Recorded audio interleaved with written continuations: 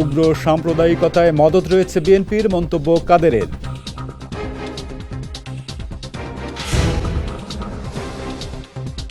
25 April থেকে খুলছে দোকানপাট ও শপিং মল, মানতে হবে স্বাস্থ্যবিধি।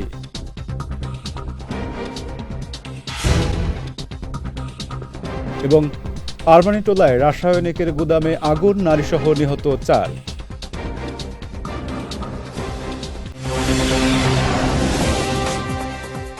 আসসালামু আলাইকুম, বিজয় বার্তায় আমন্ত্রণ জানাচ্ছি। আমি মোহাম্মদ মুকিতুল কবির। শুনছিলেন শিরোনাম, এবারে বিস্তারিত।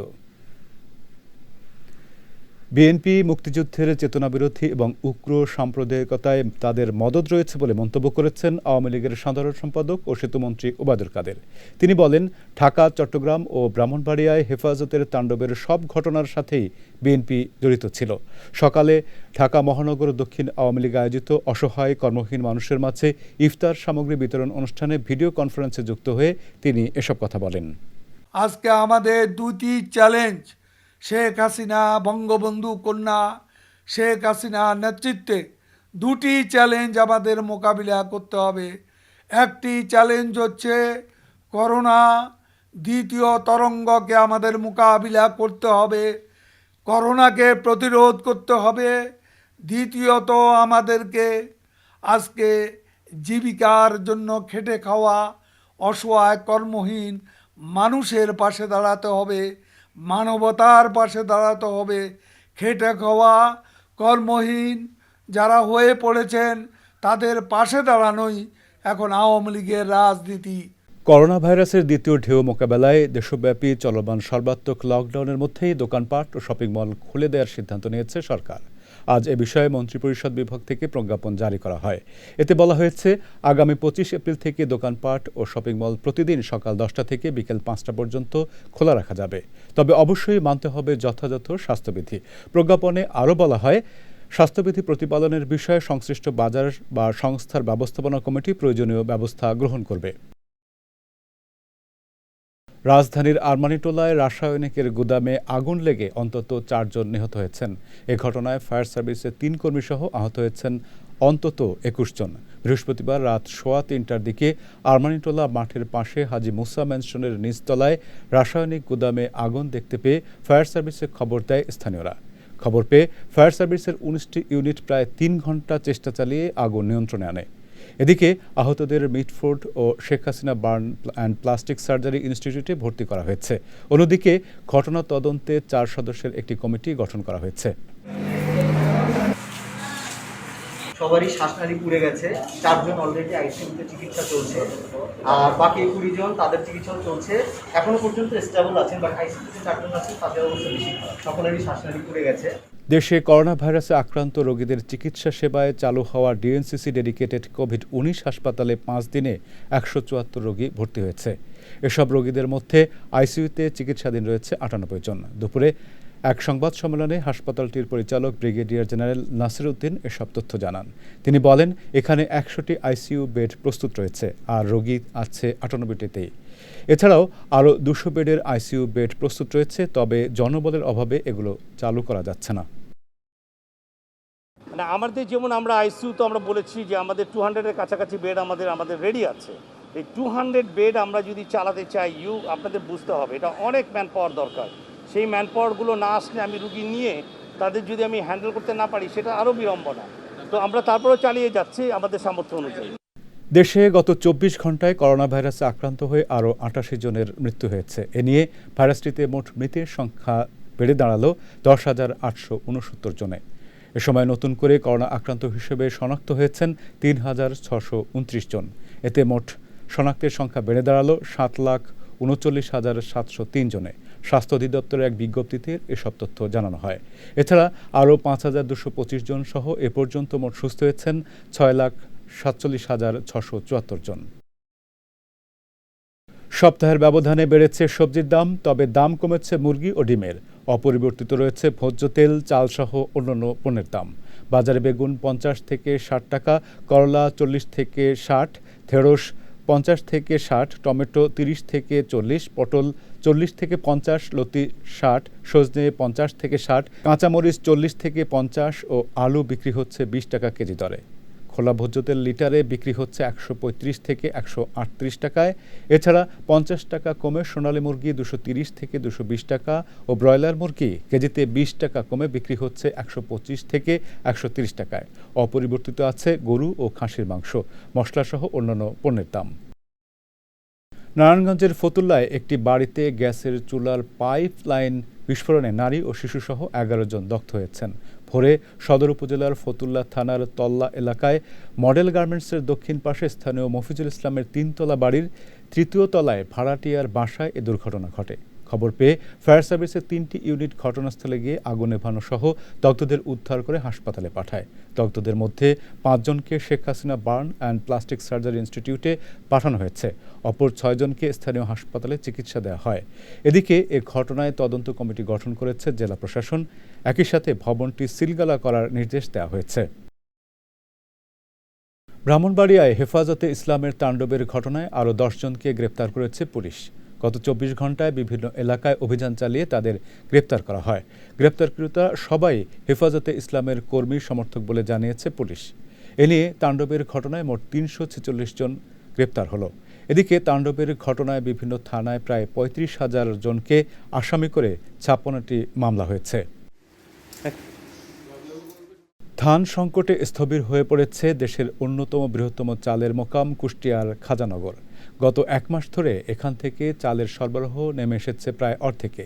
মিল মালিকরা বলছেন, বোরো মৌসুমের নতুন ধান আসা শুরু হলে সংকট কেটে যাবে। কুষ্টিয়া প্রতিনিধি রিয়াজুল ইসলামের পাঠানো তথ্যচিত্রে ডেস্ক রিপোর্ট। দেশের অন্যতম বৃহত্তম চালের মোকাম কুষ্টিয়ার খাজানগর। এখানকার কয়েকশো মিল থেকে চালের সরবরাহ করা হয় দেশের নানা প্রান্তে। কিন্তু গেল 1 মাস ধরে ধান সংকটে স্থবির অবস্থা এ মোকামের। নেই কোনো কোলাহল, কর্মব্যস্ততা। ফাঁকা পড়ে আছে চাতাল ও গোডাউন। এদিকে কাজ না থাকায় কর্মহীন অলস সময় কাটাচ্ছেন শ্রমিকরা। ধান না থাকলে এবার আমরা কাজ করতে পারছি না। এই করোনার ভিতরে আমরা খুব কষ্টের ভিতরে আছি। আবার মেল ছাইরে আমরা অন্য জায়গায় কাজও করতে পারছি না। তো এখানে দীর্ঘদিন ধান না থাকার কারণে মিলটা অনেক দিন বন্ধ। শুধু এই মিলই না, অনেক খাজানগরে যতগুলা মিল আছে সবই বন্ধ। তো এই ধান না আসার কারণে মিলটা বন্ধ। আমাদের জীবনযাপন করা খুবই কষ্ট হচ্ছে। বাসায় বাবা মা আছে, তো তারা তো আমাদের এই কাজের উপরে নির্ভর করে। আগামী 15 দিনের মধ্যে নতুন ধান সরবরাহ শুরু হলে সংকট কেটে যাবে এবং সেই সাথে কর্মমুখর হয়ে উঠবে চালের মোকাম, জানালেন ব্যবসায়ীরা। 1 মাস আগের থেকে আমরা ধান মোকামে পাচ্ছিলাম না, যার কারণে 1 মাস আগের থেকে মিলগুলো প্রায় বন্ধ। 1 মাসের মধ্যে অর্থাৎ আগামী 20-25 দিনের মধ্যে নতুন ধান প্রতিটা মিলেই সরবরাহ হবে। তখন থেকে আবার মিলগুলো ধীরে ধীরে চালু হবে বলে আমরা আশা প্রকাশ করতেছি। মিলগুলো বন্ধ থাকার কারণে অনেক শ্রমিকই বেকার হয়ে পড়েছে। এতে অনেক শ্রমিকরা খুব কষ্টের দিন যাপন করতেছে। এখন আমরা তো আর কিছু করার আমাদের নেই, যেহেতু আমাদের ধান পাট সংকটের কারণে আমাদের মিলগুলো বন্ধ হয়ে গেছে। তো আশা করি নতুন ধান উঠলে হয়তো আমাদের কর্মসংস্থান হবে, তখন শ্রমিকগুলা কাজকর্ম ফিরে পাবে। স্বাভাবিক সময়ে যেখানে প্রতিদিন খাজানগর মোকাম থেকে ঢাকা, চট্টগ্রাম সহ দেশের নানা প্রান্তে 1 থেকে 1.5 শতাধিক ট্রাক চাল সরবরাহ করে, সেখানে এখন চাল সরবরাহ হচ্ছে মাত্র 50 ট্রাক। প্রাণ কিশোর, বিজয় টিভি, নিউজ ডেস্ক। সর্বাত্মক লকডাউনের মধ্যেও মাদারীপুরের বাংলাবাজার শিমুলিয়া নৌ রুটে রাজধানীমুখী যাত্রীদের উপচে পড়া ভিড় দেখা গেছে। লঞ্চ ও স্পিডবোট বন্ধ থাকলেও সকাল থেকে ফেরিতে যাত্রীদের ভিড় ছিল চোখে পড়ার মতো। ঘাট কর্তৃপক্ষ জানায়, বাংলাবাজার শিমুলিয়া নৌ রুটে সাধারণত 18টি ফেরি চলাচল করলেও চলমান লকডাউনে চলাচল করছে মাত্র 5টি ফেরি। লঞ্চ ও স্পিডবোট বন্ধ থাকায় যাত্রীরা ফেরিতে করে পারাপার হচ্ছেন। ময়মনসিংহের নান্দাইলে একটি বাড়িতে ব্যবহৃত পানির হাউস ধসে শ্বশুর ও পুত্রবধূ মারা গেছেন। দুপুরে উপজেলার চণ্ডীপাশা ইউনিয়নের মধ্য বাঁশহাটি গ্রামে এ ঘটনা ঘটে। স্থানীয়রা জানায়, কয়েকদিন আগে বাড়ির উঠানে আরসিসি পিলার ছাড়া 6 ফুট উঁচু করে ইট ও সিমেন্টের পানির ট্যাঙ্ক নির্মাণ করা হয়। দুপুরে পরিবারের লোকজন হাউজের পাশে বাড়ির কাজ করছিলেন। এ সময় হাউসটি অতিরিক্ত পানির চাপে ধসে পড়ে। এতে ঘটনাস্থলে নিহত হন পুত্রবধূ সাউদা আক্তার। আহতদের উপজেলা স্বাস্থ্য কমপ্লেক্সে নেওয়া হলে চিকিৎসক আব্দুর রহমানকে মৃত ঘোষণা করেন। হেফাজতের শিকড় যত গভীরেই হোক না কেন মূলোৎপাটন করা হবে জানিয়ে কৃষিমন্ত্রী ডক্টর মোহাম্মদ আব্দুর রাজ্জাক বলেছেন, মানুষের জীবন ও সম্পদের নিরাপত্তা দিতে সরকার কঠোর অবস্থান নিয়েছে। দুপুরে হবিগঞ্জের বানিয়াচং উপজেলার যাত্রাপাশা গ্রামে প্রধান কাটা পরিদর্শন শেষে তিনি এসব কথা বলেন। মন্ত্রী আরও বলেন, হেফাজতের কাঁধে ভর দিয়ে বিএনপি জামায়াত আবারও ক্ষমতায় আসতে চায়। তারা দেশে অস্থিতিশীল পরিস্থিতির সৃষ্টি করে সরকারের পতন ঘটাতে চায়। পরিদর্শনকালে সাংসদ ও জেলা আওয়ামী লীগের সভাপতি অ্যাডভোকেট মোহাম্মদ আবু জাহির ও কৃষি মন্ত্রণালয়ের সিনিয়র সচিব মোহাম্মদ মেজবাহুল ইসলাম সহ অন্যান্যরা উপস্থিত ছিলেন। সিরাজগঞ্জের রায়গঞ্জে গোসল করতে গিয়ে পানিতে ডুবে হামজেলা ও আয়শা মনি নামে 2 শিশুর মৃত্যু হয়েছে।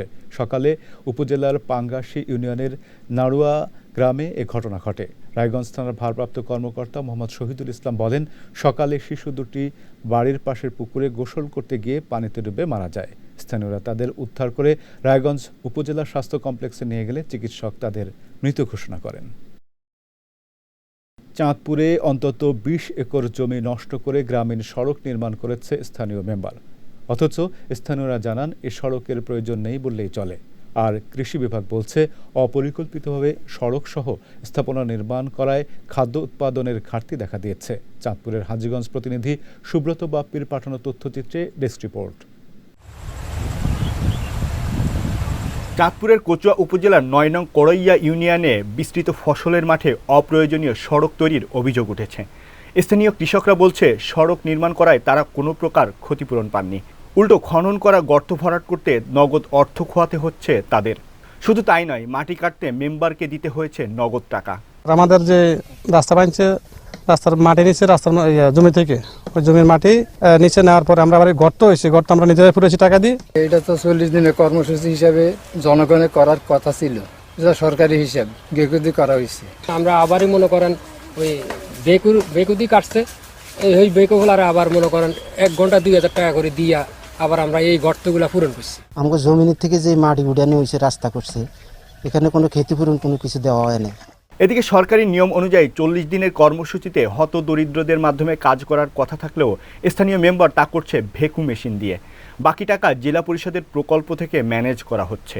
এতে কৃষকদের আপত্তি নেই বলে জানান এই জনপ্রতিনিধি। আমাকে একজন লোক বাধা দিয়েছে যে রাস্তাটা এদিক দিয়ে না হলে চলে, আর বাকি কৃষকরা যাদের এখানে এই মাঠে 3 কানি 4 কানি জমি আছে, 20 একর জায়গা দিয়ে রাস্তাটা আসছে সরকারি হতদরিদ্র কর্মসূচি পিএস সেকশনের কাজ, আমাদের ইউনিয়ন পরিষদের কাজ। এভাবে অপরিকল্পিতভাবে ফসলি জমি নষ্ট করায় খাদ্য উৎপাদনে ঘাটতি দেখা দিয়েছে। এ ধরনের কোনো কাজ করলে অবশ্যই ঊর্ধ্বতন কর্তৃপক্ষের অনুমতি সাপেক্ষে করা উচিত বলে জানালেন কৃষি বিভাগের এ কর্মকর্তা। আমরা আশা করব অপরিকল্পিতভাবে কৃষি জমিতে কোনো স্থাপনা নির্মাণ না করে যথাযথ কর্তৃপক্ষের অনুমোদন সাপেক্ষে প্রয়োজনীয় ব্যবস্থা গ্রহণ করবে। চাঁদপুরে 1,01,684 হেক্টর আবাদি জমি রয়েছে। এর মধ্যে নিট ফসলি জমি রয়েছে 94,096 হেক্টর। প্রাণ কিশোর, বিজয় টিভি, নিউজ ডেস্ক। বরগুনা সদর উপজেলার গৌরীচন্না ইউনিয়নের দক্ষিণ খেজুরতলা এলাকায় অস্ত্রগুলিসহ রিপন নামে এক যুবককে গ্রেপ্তার করেছে ডিবি পুলিশ। গতকাল রাত 10টার দিকে অভিযান চালিয়ে তাকে গ্রেপ্তার করা হয়। জেলা ডিবি পুলিশের ওসি আবুল বাশার জানান, গোপন সংবাদের ভিত্তিতে খেজুরতলা এলাকার শাহজাহান মিয়ার বাসায় অভিযান চালিয়ে রিপনকে গ্রেপ্তার করা হয়। এ সময় তার কাছ থেকে একটি বিদেশি পিস্তল ও 4 রাউন্ড গুলি উদ্ধার করা হয়। মুন্সিগঞ্জের শ্রীনগর উপজেলার আড়িয়াল বিলে কৃষকের জমির পাকা ধান কেটে দিয়েছেন কেন্দ্রীয় আওয়ামী স্বেচ্ছাসেবক লীগের নেতাকর্মীরা। সকালে জেলার শ্রীনগর উপজেলার গাদিঘাট এলাকার কৃষক আবুল ব্যাপারীর 6 বিঘা ফসলের মাঠে পাকা ধান কেটে মাড়াই করে ঘরে তুলে দেন বাংলাদেশ আওয়ামী স্বেচ্ছাসেবক লীগ সভাপতি নির্মল রঞ্জন গুহ ও সাধারণ সম্পাদক আফজালুর রহমান বাবুর নেতৃত্বে সংগঠনের কেন্দ্রীয় স্থানীয় নেতৃবৃন্দরা। এ সময় সংগঠনের সভাপতি নির্মল রঞ্জন গুহ বলেন, করোনায় ঘরবন্দি কৃষকের পাকা ধান কেটে মাড়াই করে ঘরে তুলে দিতে বাংলাদেশ আওয়ামী স্বেচ্ছাসেবক লীগের নেতাকর্মীরা প্রস্তুত রয়েছে। এই সোনালী ফসল, এই ফসল যাতে নষ্ট না হয় এই জন্য আমরা কিন্তু সবসময় প্রস্তুত আছি। শুধু আজকে আবুল হোসেনই নয়, সারা বাংলাদেশের যেখানেই কৃষক আমাদেরকে আহ্বান করবে, শ্রমিক সংকট দেখা দিবে, সেখানে আমরা স্বেচ্ছাসেবক লীগ পাশে থেকে কাজ করার চেষ্টা করব। মাদারীপুরে জমি নিয়ে বিরোধের জেরে দুই পক্ষের সংঘর্ষে ৮ জন আহত হয়েছেন। গতকাল সন্ধ্যায় শিবচর উপজেলার মাতবরচর এলাকায় এ ঘটনা ঘটে।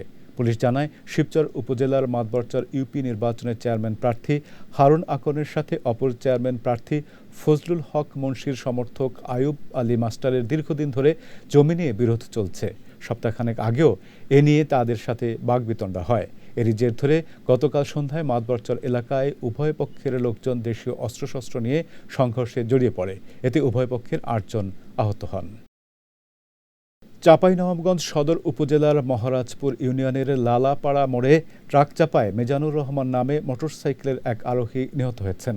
পুলিশ জানায়, দুপুরে লালাপাড়া মোড়ে সোনা মসজিদগামী একটি ট্রাক পেছন থেকে মিজানুরের মোটরসাইকেলকে চাপা দিয়ে পালিয়ে যায়। এতে ঘটনাস্থলে তার মৃত্যু হয়। ঘটনাস্থল থেকে মরদেহ উদ্ধার করে ময়নাতদন্তের জন্য চাঁপাইনবাবগঞ্জ সদর হাসপাতাল মর্গে পাঠানো হয়েছে। চাঁদপুরে অভিযান চালিয়ে 1,07,00,000 মিটার অবৈধ কারেন্ট জাল জব্দ করেছে নৌপুলিশ। গতকাল বড় স্টেশন টিলাবাড়ি এলাকায় অভিযান চালিয়ে এসব জাল জব্দ করা হয়। নৌপুলিশ জানায়, গোপন সংবাদের ভিত্তিতে চাঁদপুর শহরের লঞ্চঘাট এলাকার বড় স্টেশন টিলাবাড়ি বস্তির নদীর পাড়ে অভিযান চালায় নৌপুলিশের একটি দল। এ সময় 1,07,00,000 মিটার কারেন্ট জাল জব্দ করা হয়। অভিযানে নেতৃত্ব দেন নৌপুলিশ সুপার মোহাম্মদ কামরুজ্জামান। কুষ্টিয়ার দৌলতপুরে একটি সালিশি বৈঠকে দুই পক্ষের সংঘর্ষে ইউনিয়ন পরিষদের সদস্যসহ অন্তত 11 জন আহত হয়েছেন। স্থানীয়রা জানান, উপজেলার শেয়ালা গ্রামের শামীম হোসেনের কাছ থেকে চাকরি দেওয়ার কথা বলে পলাশ নামে এক ব্যক্তি টাকা নেয়। চাকরি না হয় শামীম টাকা ফেরত চাইলে পলাশ টালবাহানা শুরু করে। এ নিয়ে সকালে ইউপি সদস্য রিন্টু হোসেনের মাধ্যমে সালিশি বৈঠকে বসে তারা। সেখানে কথা কাটাকাটির এক পর্যায়ে পলাশের লোকজন ইউপি সদস্যসহ অপর পক্ষের ওপর হামলা চালালে দুপক্ষের লোকজন সংঘর্ষে জড়িয়ে পড়লে এ আহতের ঘটনা ঘটে। বিজয় বার্তা শেষ করার আগে শিরোনামগুলো দেখে নিচ্ছি আরও একবার।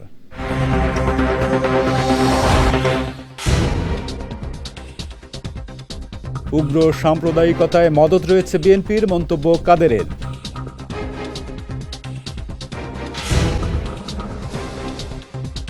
25 এপ্রিল থেকে খুলছে দোকানপাট, শপিং মল, মানতে হবে স্বাস্থ্যবিধি।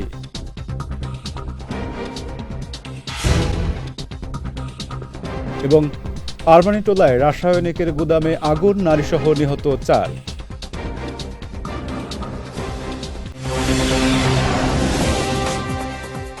বিজয় বার্তার শেষে আজকের মতো আমি মোহাম্মদ মুকিতুল কবির আপনাদের কাছ থেকে বিদায় নিচ্ছি। আগামীকাল একই সময়ে বিজয় বার্তায় নতুন সব খবর দেখতে চোখ রাখুন বিজয় টিভিতে। এছাড়াও আজকের বিজয় বার্তার ভিডিও দেখতে পারেন আমাদের ইউটিউব এবং ফেসবুক পেজে। আমাদের ইউটিউব হলো youtube.com/BijayTV অফিসিয়াল এবং আমাদের ফেসবুক পেজ হলো facebook.com/BijayTV Limited। ভালো থাকুন, আল্লাহ হাফেজ।